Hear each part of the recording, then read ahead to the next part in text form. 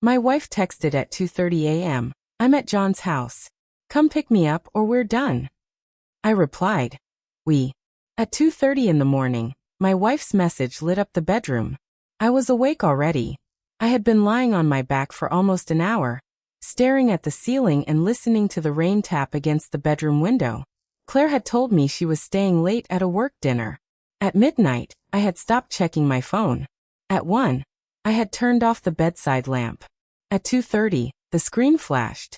Claire, I'm at John's house. Come pick me up or we're done. I read it twice. Then a third time. John. Not a coworker. Not a client. John Mercer. The man Claire had spent the last 6 months insisting was just an old friend. My thumb hovered over the keyboard. I could have typed, "Where are you?" I could have called. I could have driven there. Instead, I stared at the words "or we're done." Then I typed one word. We. I didn't send anything else. I left the 3 dots there. Then I put the phone face down. For the first time that night, I smiled. Not because I was happy, because I finally understood. 3 weeks earlier, Claire had asked me whether I believed people could change. We had been sitting at our kitchen island, eating takeout because neither of us had wanted to cook. She'd been unusually quiet. What kind of change? I'd asked. People who realize they're unhappy. I looked at her. Unhappy with what? She shrugged. Life. I remember how carefully she avoided looking at me. I had smiled. Then they should change their life. She looked up. Just like that. No, not just like that. I took another bite. But eventually, you have to stop blaming the life you're in for the choices you refuse to make. She didn't answer. At the time, I thought we were talking about her job. I didn't know she was talking about us. My name is Emma Bennett. I'm 36 years old, and until that night, I had spent almost 9 years believing my marriage was ordinary. Not perfect. Ordinary. Claire and I met at a charity fundraiser when we were both 27. I was working as a financial operations manager for a regional hospital network, and Claire was an interior designer who specialized in commercial spaces. She had been wearing a black dress and carrying a glass of sparkling water. I had accidentally bumped into her while trying to avoid a waiter. She looked down at her dress, then at me. Then she laughed. "You owe me a dry cleaning bill." I apologized so many times that she started laughing harder. 3 months later, we were dating. 2 years later, we were married. For most of our marriage, Claire was the person I called first. Bad news. Good news. Family drama. Career decisions. Everything. I was the planner. She was the dreamer. I kept spreadsheets. She bought furniture because it felt right. I saved for vacations. She booked them 3 days before departure. Somehow it worked. At least I thought it did. The first warning came when Claire started mentioning John. John said this. John recommended that. John knows a guy. John thinks I should expand my business. Every time I heard his name, I felt a small irritation I couldn't explain. One evening, I finally asked, "Who exactly is John?" Claire looked at me as though the answer were obvious. "An old friend." "From where?" "College." "You never mentioned him before." She paused. "I've mentioned him." "No, you haven't." She laughed. "Emma, I can't give you a biography of every person I've ever known." It was such a reasonable sentence that I felt unreasonable for asking. So I let it go. That was the first time. The second time, Claire started coming home late. The third time, she began keeping her phone face down. The fourth time, she changed her password. The fifth time, she told me I was being controlling. I apologized. I actually apologized. That was what made me angry with myself later. Not that I had trusted her. That I had trusted her even when she gave me reasons not to. But there was something Claire didn't know. For years, I had worked in financial operations. My job was to notice patterns. People could explain one strange transaction. 2 could be coincidence. 5 usually meant something. And Claire's behavior had become a pattern. I didn't investigate her. I didn't search her phone. I didn't follow her. I simply started paying attention. Then, 2 months before the text at 2:30, Claire asked me to transfer $18,000 from our joint savings account. For the studio, she said. I looked at her. What studio? The expansion. You said you were waiting until next year. I changed my mind. Why? She shrugged. Opportunity. I asked for the business plan. She became irritated. You don't trust me? I want to understand where our money is going. It's my business. It's our savings. She stood up. You always do this. Do what? Make everything feel like a negotiation. I didn't argue. I transferred nothing. 3 days later, Claire told me the expansion had fallen through. I believed her. Then I found the first real clue. A receipt. It was in the pocket of a coat she hadn't worn in months. A hotel in downtown Chicago. 2 rooms. 2 nights. The dates matched a weekend Claire had supposedly spent visiting her sister. I stared at the receipt for almost 10 minutes. Then I put it back. I didn't confront her.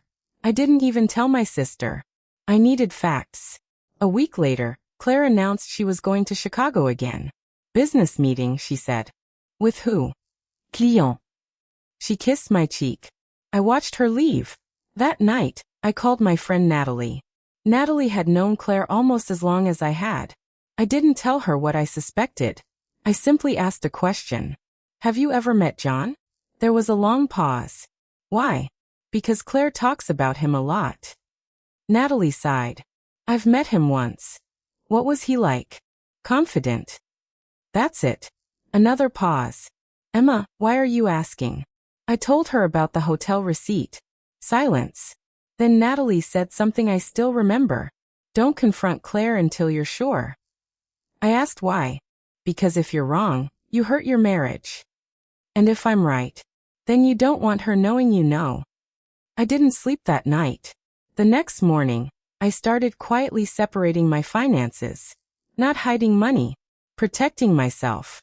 I opened an individual account. I gathered copies of documents I was legally entitled to access. I reviewed our mortgage, our insurance, our investments, our business records. I discovered something that made my hands go cold. 6 months earlier, Claire had registered a new consulting company. I knew nothing about it. The company had no employees, no office, no public clients. But it had received several deposits. And one name appeared repeatedly in the records. John Mercer. I called my attorney. Her name was Evelyn Park. She listened without interrupting. When I finished, she said, "Don't accuse her of anything." I wasn't planning to. Good. What should I do? Protect yourself. Document what you legitimately have access to. And don't make any financial decisions based solely on suspicion. That was exactly what I needed to hear. For the next 3 weeks, I said nothing. Claire continued her double life. At least, that's what I believed. Then came the night of the message. 2:30 a.m. I'm at John's house. Come pick me up or we're done. I typed, "We," and stopped. Because in that moment, I realized something. Claire had given me a choice. Come get her. Or lose her. But she had made the mistake of believing I still wanted the old version of her back badly enough to chase her. I didn't. I wanted the truth. So I left the message unanswered. At 2:43, another text arrived. Are you coming? I didn't answer. At 2:51. Emma? Then. Seriously? I turned the phone over. At 3:14 it stopped. I slept for almost 4 hours. At 7:06 I woke up. Claire was already home. She was sitting at the kitchen table drinking coffee. Her hair was slightly damp. She looked exhausted. Morning, she said. I opened the refrigerator. Morning. She watched me. Did you get my messages? Yes. You didn't answer. I didn't know what to say. She looked down. Emma. I closed the refrigerator. You said we were done if I didn't come get you. I was upset. At 3 in the morning. She rubbed her forehead. I needed you. I almost laughed. You needed me to pick you up from another woman's house? She froze. Then she corrected herself. John's. I know. Silence. Nothing happened. I looked at her. I didn't ask. She swallowed. I knew you'd assume the worst. No. What? I assumed exactly what you told me. Her face tightened. You've changed. That sentence hurt more than I expected. Maybe because I knew it was true. I had changed. But not in the way she meant. I had stopped begging to be reassured. I had stopped explaining away obvious contradictions. I had stopped confusing patience with surrender. She stood. I'm going to shower. Okay. She walked away. At the hallway she stopped. Are we okay? I looked at her back. No. She turned. We're not. No. Her expression changed. Why? Because I don't know who I'm married to anymore. She stared at me, then walked upstairs. That afternoon, I received an email from Evelyn. She had found something. The consulting company Claire had created had recently signed a preliminary agreement involving a commercial property. The property was being financed partly through money connected to our joint assets. Claire had apparently intended to use the property as leverage in a business deal with John. But there was another name on the agreement. A company called Mercer Design Holdings. John's company. I felt sick. The affair was real. But the financial plan was bigger. They weren't simply sneaking around. They were building something together. And Claire had been using our marriage as part of the foundation. The next day, I met Evelyn. She placed a folder on the table. There's something you need to see. Inside was an email chain. Claire had written to John. Emma doesn't understand the business side. She'll sign once the paperwork is explained. John had replied. And if she doesn't? Claire. Then I'll make her think the marriage is over anyway. I stared at the page. For a long time, I couldn't speak. Evelyn waited. Finally I asked, when did she become this person? My attorney didn't answer. Because there was no answer. Maybe people don't suddenly become someone else. Maybe they reveal themselves gradually. Maybe the person I loved had always possessed parts of this personality, and I had simply never had a reason to see them. Then Evelyn showed me another document. It was a draft separation agreement. Claire had prepared it 2 months earlier. She had planned to leave me, but she wasn't planning to leave empty-handed. The agreement proposed that I retain responsibility for several debts while she retained ownership interests in the new company. I leaned back. She was going to make me pay for her affair. Evelyn nodded. That's what the document suggests. I closed the folder. What happens now? Now you stop reacting emotionally and start acting strategically. That became my rule. I didn't confront Claire. I didn't expose her online. I didn't call John. I didn't tell everyone we knew. I simply let them continue believing I was unaware. 2 days later, Claire came home smiling. I have good news. I looked up from my laptop. What? John offered me a partnership. I waited. That's great. She smiled. You don't sound happy. I'm trying to understand it. There's nothing to understand. Then explain it. She sat across from me. He has investors. He's expanding into commercial design. He wants me to lead the creative division. Will you take it? I think so. Congratulations. She stared at me. That's it. What do you want me to say? I don't know. She looked almost disappointed. Then she said, You used to be proud of me. I closed my laptop. I still am. For what? For the person I thought you were. She went silent. I had never said anything like that to her. She stood. You're being cruel. No. I looked at her. I'm being honest. That night, Claire slept in the guest room. I didn't stop her. The next morning, John contacted me. Not by accident. He called my office. Emma. I recognized his voice immediately. What do you want? I think we should talk. About Claire. I leaned back. Why? Because you deserve to know what happened. I almost smiled. Funny. What? That's exactly what she told you, isn't it? He was silent. What did she tell me? That I was unstable. Another silence. She told you I was financially controlling. She said you were difficult. She told you I didn't support her. She said you were holding her back. I closed my eyes. There it was. The story. The justification. John continued. I believed her. I know. But I don't anymore. Why?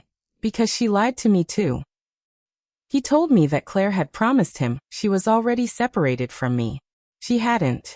She had told him our marriage was essentially over. It wasn't. She had told him I knew about the business. I didn't. She had told him I would voluntarily sign away certain financial interests. I wouldn't have. John had finally become suspicious when Claire asked him to put several agreements in his name. He realized she was trying to create distance between herself and the transactions. He had started keeping copies. I asked him why he was telling me. Because I don't want to be responsible for what happens next. I respected that. Not because he was innocent. He wasn't. But because he had finally chosen honesty. I told him to send everything to Evelyn. He agreed. 3 days later, Claire made her move. She came home with a folder. I think we need to separate. I looked at the folder. Okay. She blinked. Okay. Yes. You don't want to talk about it? I think we've been talking about it for months. She looked nervous. That was new. Claire was usually confident. She sat down. I want this to be peaceful. So do I. I don't want lawyers fighting. Neither do I. Then sign this. She pushed the document toward me. I looked at it. It was the same agreement Evelyn had already reviewed. Except Claire had changed 3 sections. She had added language transferring certain debts to me. I pushed it back. I'm not signing this. Her face hardened. Why? Because it's unfair. You said you wanted peace. Ido. Then cooperate. I will cooperate with a fair agreement. She stood. You've been planning this. I looked at her. No. She pointed at me. You've been acting strange for weeks. I've been thinking. About what? About whether I still recognize you. Her eyes filled with tears. For a second, I felt the old instinct. Comfort her. Hold her. Tell her everything would be okay. I didn't. She wiped her face. Do you love me?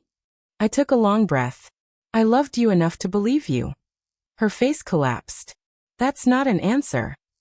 It's the only honest one I have. She left the room. The legal process began. And it became messier than I expected.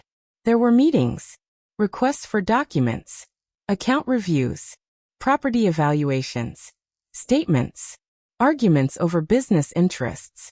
Claire tried to maintain control of the narrative. She told friends that I had become cold, that I had abandoned her emotionally, that I was obsessed with money. For a while, I wanted to defend myself. Then I remembered something Evelyn had told me. You don't need to win every conversation. You need to win the facts. So I stopped explaining. I told the truth when asked. Nothing more. The evidence eventually did what I couldn't.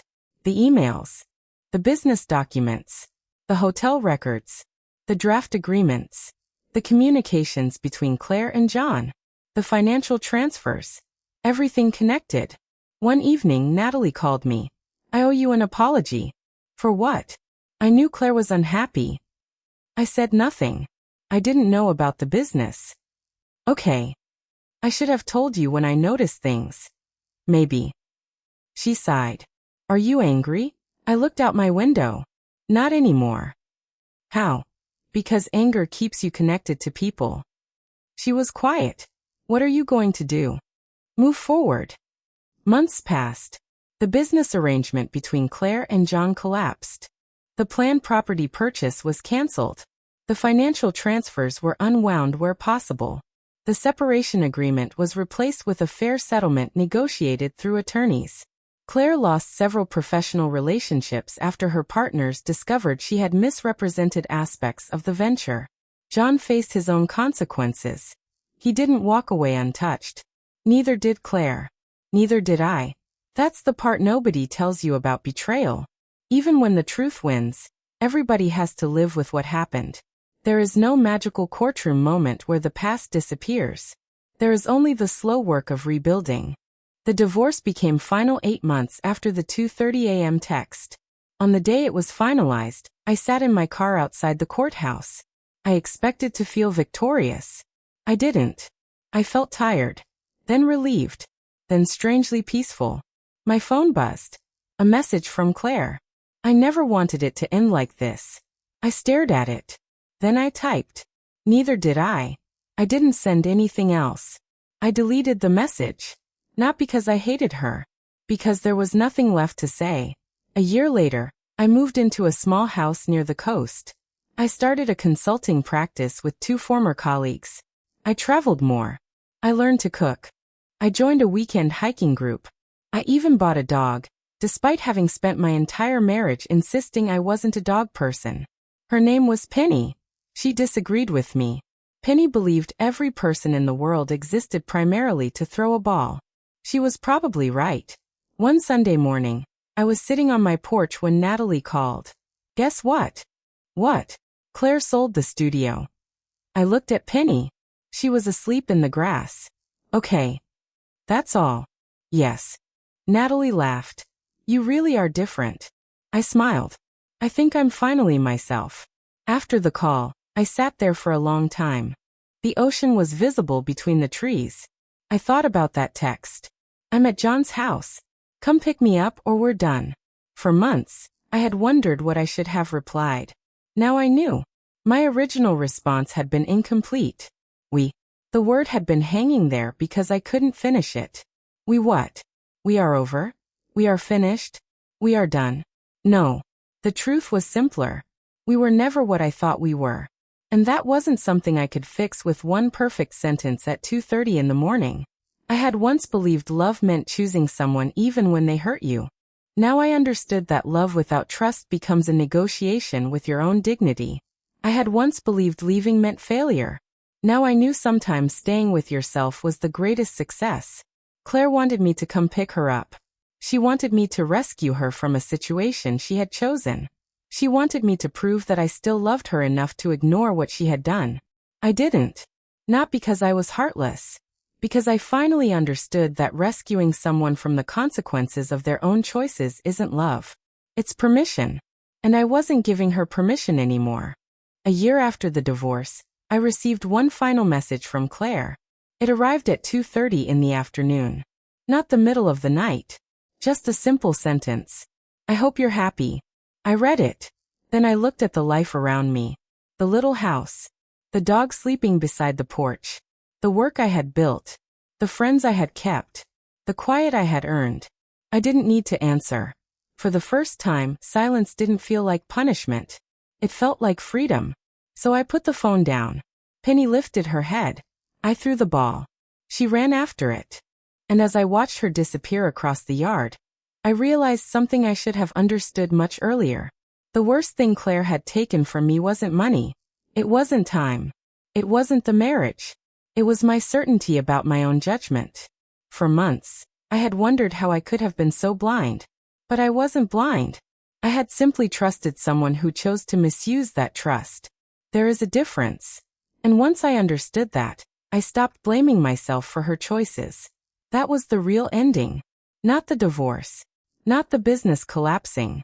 Not the truth coming out. The real ending was the morning I woke up and didn't wonder where Claire was. Didn't wonder who she was with. Didn't wonder what she was hiding. Didn't check my phone. Didn't feel the old ache.